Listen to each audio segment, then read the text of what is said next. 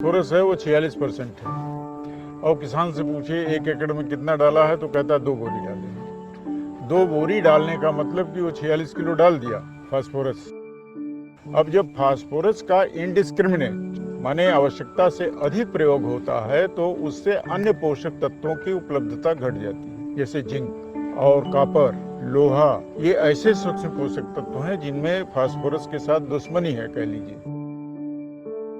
अगर वो एनपीके डालता है तो 12-32-16 है, उसमें जितना फास्फोरस मिला उसका आधा पोटास भी मिल गया, उसमें नाइट्रोजन भी है। डीएपी के बजाय मैं तो कहूँगा एनपीके का प्रयोग करें तो किसान ज़्यादा लाभ में रहे।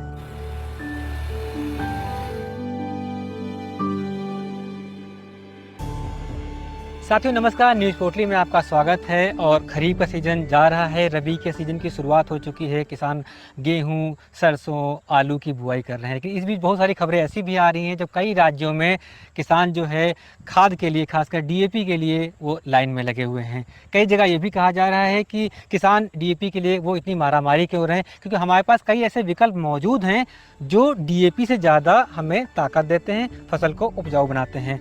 हमारे साथ आज मौजूद हैं इसी प्लांट न्यूट्रिशन पे बात करने के लिए डॉक्टर के तिवारी साहब, जो कि इंटरनेशनल जो प्लांट न्यूट्रिशन के जो इंस्टीट्यूट है उसके अध्यक्ष रहे हैं, प्रेसिडेंट रहे हैं पूरे विश्व के, और माटी के वैज्ञानिक हैं, प्रोफेसर रहे हैं। सर स्वागत है आपका न्यूज़ पोटली में, बहुत बहुत सारा।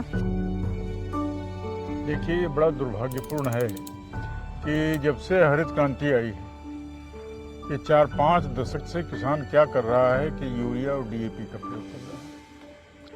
अब डीएपी में तो केवल 2 पोषक तत्व हैं, नाइट्रोजन है और फास्फोरस है। 18% नाइट्रोजन है, 46% फास्फोरस है।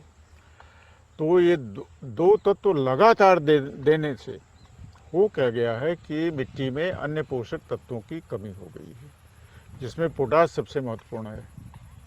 अब किसान डीएपी अगर एनपीके वहाँ उपलब्ध भी है बिक्री केंद्र पर, तो वो डीएपी को प्रेफर करता है।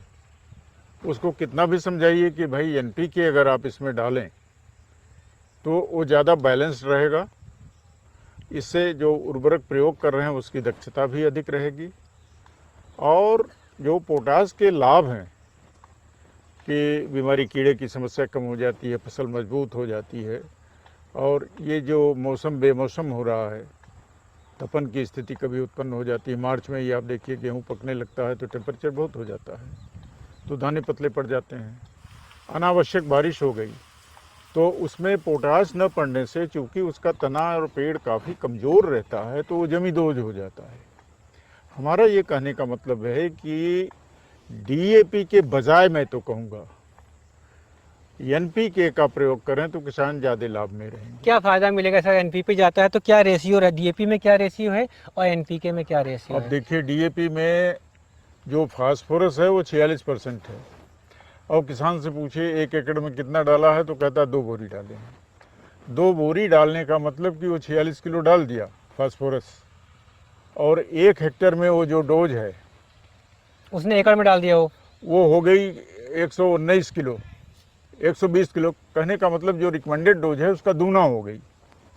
अब जब फास्फोरस का इनडिस्क्रिमिनेट माने आवश्यकता से अधिक प्रयोग होता है तो उससे अन्य पोषक तत्वों की उपलब्धता घट जाती है, जैसे जिंक और कॉपर, लोहा। ये ऐसे सूक्ष्म पोषक तत्व हैं जिनमें फास्फोरस के साथ दुश्मनी है, कह लीजिए, अच्छा रिलेशनशिप नहीं है, तो इनकी उपलब्धता को घटाता है। दूसरा, दूना डोज डालने से उसका अनावश्यक पैसा खर्च हुआ, महंगी डीएपी है, और ये नकारात्मक जो रिलेशनशिप है पोषक तत्वों में, उससे उसका नुकसान हुआ।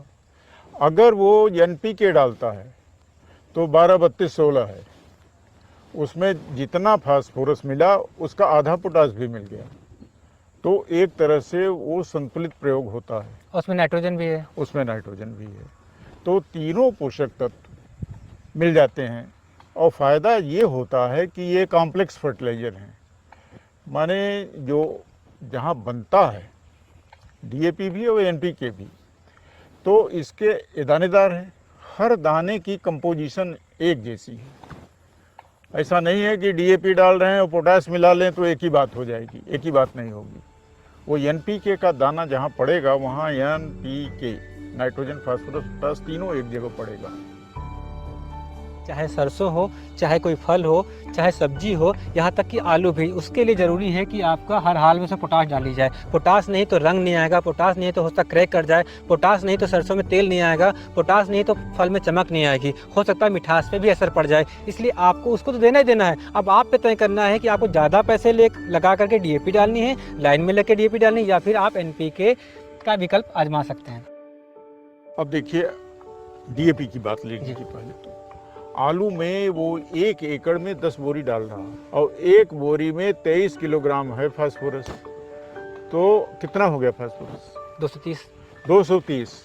जबकि 1 हेक्टेयर में इतना नहीं पड़ना चाहिए।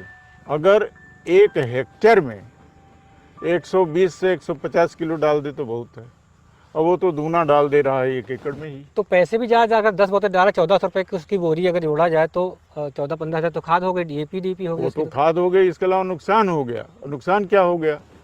इससे जिंक की कमी, आप देखिए आलू में ऊपर की पत्तियां छोटी छोटी दिखाई देती हैं, तो वो जिंक की कमी के लक्षण हैं। जब फास्फोरस की मात्रा, अभी आप आलू वाले जो कमर्शियल खेत हैं उनकी मिट्टी की जांच कराइए तो सब में फास्फोरस है ही नहीं, यानी पर्याप्त नहीं आएगा, पर्याप्त से बहुत ज़्यादा आता है, तो जिंक की अवेलेबिलिटी को घटाता है। जहाँ पहले 1 हेक्टेयर में 25 किलोग्राम जिंक सल्फेट या 1 एकड़ में 10 किलोग्राम जिंक सल्फेट पर्याप्त होता था, जो उसकी संस्तुति थी, अब आप संस्तुति के हिसाब से जिंक सल्फेट को डाल दीजिए तो जिंक की छिपी भूख उसमें दिखाई देती है। अब इस समय डीएपी की बड़ी किल्लत हो रही है। अब नैनो डीएपी इतना बढ़िया आ गया है कि किसान जितनी डीएपी खरीदते थे उसकी आधी मात्रा डीएपी खरीदें। अगर 10 बोरे खरीद रहा है तो 5 बोरे खरीद ले डीएपी। और जो